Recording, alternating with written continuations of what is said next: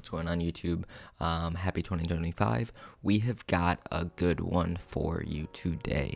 Basically, what we are doing is adding a see-more/accordion into a loop grid in Elementor. So basically, more or less, this is something that I've wanted to do for a while, and I finally had a project that was worth my time to figure it out. And essentially what we're going to do is, in a loop grid, we want to have it so that I can go in, see this text, or we have some truncated text, and if I click the see more button, I see all of it. Now the problem is that I want to see some of the text. You can't use the traditional accordion widget, so we're actually going to use the text element and a couple of buttons, some simple CSS and JavaScript, so you might need Elementor Pro for this. Or you can input it another way. We're just going to be giving some stuff classes. I am using Elementor Pro, but let's jump over into the computer, give you an example of what we're going to do, and then show you how to do it. Here we go. So what you're going to be building is this cool accordion, see more, see less expander, where you truncate text at a certain number of lines. Slash height, and you'll see why I said slash height, because you're going to need some CSS.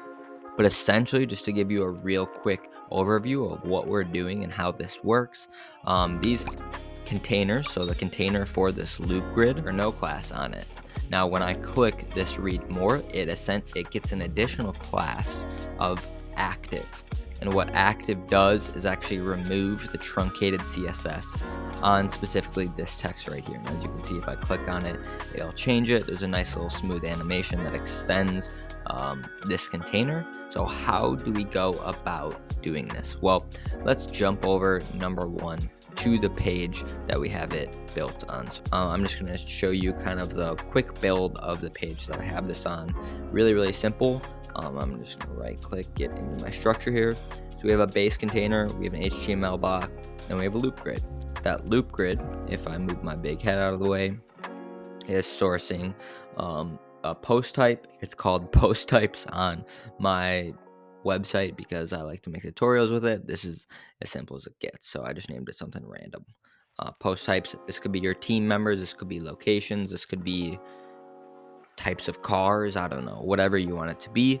And then that is going to be sourcing this post type in the back end, and we have some ACF fields that are getting pulled into that custom post type, or getting pulled into that loop grid, that loop grid template, which I'm going to show you here in a minute. So just to give you a rundown, here is my custom post type. This could be post. If you aren't familiar with adding additional fields, look up some ACF or advanced custom field tutorials. This one's pretty basic. All I have here, if I go into ACF and field groups, I have additional fields added for this post type that I added. And all it has, so title is normal. I have an additional field of position. So this could be a position. So this was actually based on a team section of a website. I have it kind of shown here in location style. So this has a location of Seattle, Washington. Then I have a bio of that city or said person or whatever you want it to be. This is going to be the text that gets truncated. Then I have a post excerpt. You actually don't need that. And then a featured image. That's going to be something that you're going to want to have if you're trying to replicate what I'm doing. So how did I build this loop template?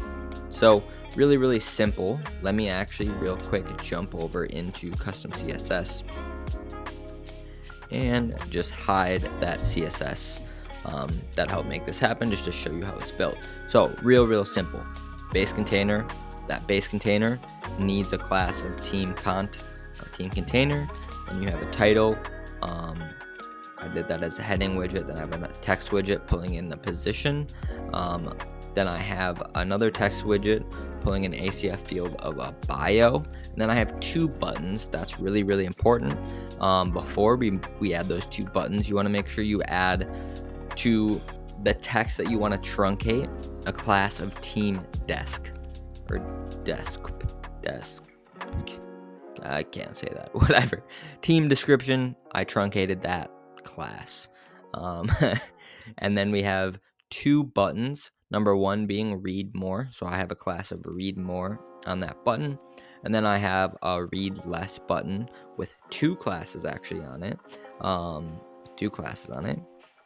One being read less, and then if you add a space, you can add the additional class hidden. So hidden is going to hide this. Read less is code that we need for the JavaScript and this whole thing to work with the expansion and whatnot. So then make sure you have, again, the base container, have a class of team container. You have a class on whatever text you want to truncate. I have team description. And then I have a read more button with a custom class and read less with two custom classes on it. Then essentially what you're going to do is just go into the description and copy and paste the first code for the loop grid template onto the base container for your loop grid. And so what is the CSS code doing? We're going to run through it really quickly here and just give you an example and show you how to change certain things. The main thing that you might want to change specifically is this text here that you truncate, the length that it is truncated. So usually you do a webkit-line-clamp. And what that's going to do is clamp that line at a certain number of or clamp that text at a certain number of lines. So it was set at 4, you can change it to 3, you can change it to 2, I can clamp it at 1. But as you see, if I clamp it at 5, we don't get those ellipses. So how do we get those ellipses to show? I will show you here. This is actually recorded in the future after I completed the tutorial. But one quick thing I wanted to point out. In this initial CSS on your loop grid template, make sure the max height. This is a really important piece of code right here, the first line of code in the text that I had you. Hey, really quick interjection. This is recorded in the future because I forgot to mention it. And it's the first line of code. The CSS that I have you copy and paste in on the loop grid template, make sure that this one line, the max height code, matches whatever line clamp that you have it at.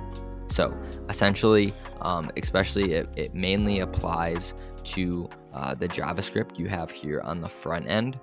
So just make sure when you copy and paste it in, if you have this at a line clamp of 4, that your max height, see, I can actually change it. I can remove that.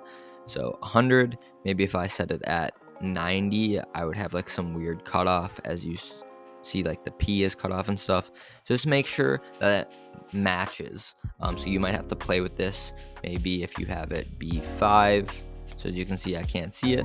This max height code, 110, 120. So there we go. It would be 120. And then you want to make sure that this number on the webkit-line-clamp matches what you have here in this front end JavaScript code. Real quick interjection. Back to the video. As you remember before, I showed you that how it's working is with some JavaScript. So basically, when the team container gets a class of active, this team description gets a max height that is unset. Well, I have it set at 1,000, so you may need to increase this if you have a whole bunch of text. I could set this at 2,000, I could set this at 9,000. It really doesn't matter what you set it to, just don't set it to something like 100 or 200. So make sure it's a large number that is way larger than the text is. And then you have a transition of 0.8 seconds ease, so it'll give it a nice smooth transition. So if read less has a class of hidden, it gets display none. If read more has a class of hidden, also on it gets a display none. That was just some condensed CSS. Then we have the read more button CSS. So basically, this is just that hover animation CSS you see here. You don't need to do that. You can remove this if you want, but I'm just going to run through it to tell you what's going on. So basically, I have the Elementor button icon. When I hover over it, when I hover over read more, it translates 5 pixels down. I also have it translate 5 pixels to the right, but it's always to the right. So if you see, well, I removed the down. Be nice if I knew CSS so I could show you guys how CSS works. As you can see, I always have it over 5 pixels, so that's why that's happening. Then when I hover over it, it changes the icon color, and then this is just the read more natural or like base state CSS. As you see, I have it over 5 pixels, and then I also have the transform, and then the read less button CSS, kind of the same thing going on. I'm not going to describe that. So that's what's going on here.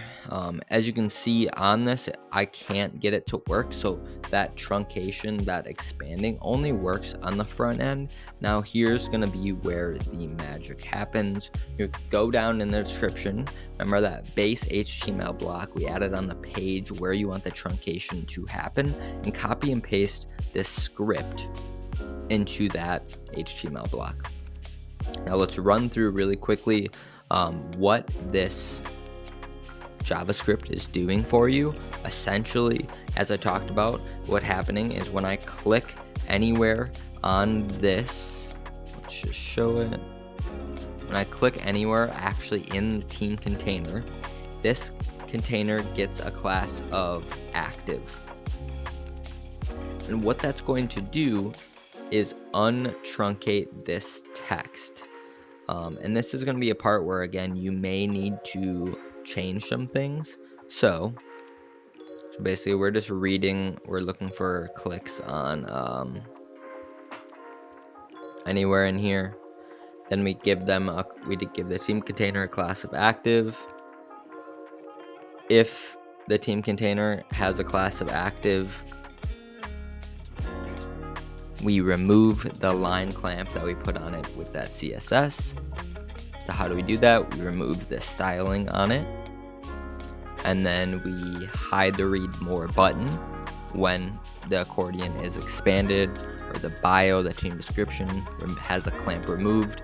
We hide the read more because we want read less to show, because we want someone to read less, and then so on. So you're removing hidden classes essentially. And then we like to just add a smooth,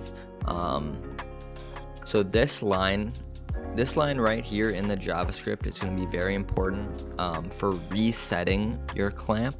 So as you can see, I just changed this, was set at 4. I just changed it to 2. And if we go to this actual page and I click this and then I close it, you'll see that it jumps and kind of clamps to the 2. It does a clamp of 2. So we re-add that line clamp with JavaScript. So it's going to be very important. If you guys had changed what this looks like, if you want a different, basically if you want the accordion to clamp at a different level than the 4 that I had it, you're going to go ahead and change this back to line clamp, whatever your other CSS was. So another quick thing that I wanted to cover is you see in the JavaScript on the right side of your screen, kind of here, there is a number of 850. And so what that is doing is actually delaying the line clamp that the JavaScript reapplies. So that's 850 milliseconds, and you make that number just a little bit longer than the transition you have in the original CSS. So essentially, if you have different CSS on this loop grid template of a line clamp, you're going to want to match that line clamp in the JavaScript on this front page that you have it actually working on. So essentially, that is how it works. Make sure you have that JavaScript on this page, then you have a loop grid template, and then you're simply clamping it. That's about it. Hopefully you guys enjoyed this tutorial. Some more stuff's going to be coming out soon. I have actually some loop grid animation, a little simple plugin coming free of charge. And then also we're going to be pumping out some more tutorials here as I come and find out new cool things. Expect some more content in 2025. Also, if you need hosting, we use Siteground. It's been amazing for us. We're not sponsored by Siteground at all. They're just an affiliate of us. We have probably 50 plus websites on Siteground. I highly recommend it. Their support is amazing. Like literally, if I do something with hosting, I don't know hosting that well, do something wrong, I just simply hit up their support and they fix it for us, normally free of charge. So 99.9% of the time free of charge. You'll be like, oh, you're an idiot. They don't say that. But essentially they just fix it for me because they know that I am an idiot.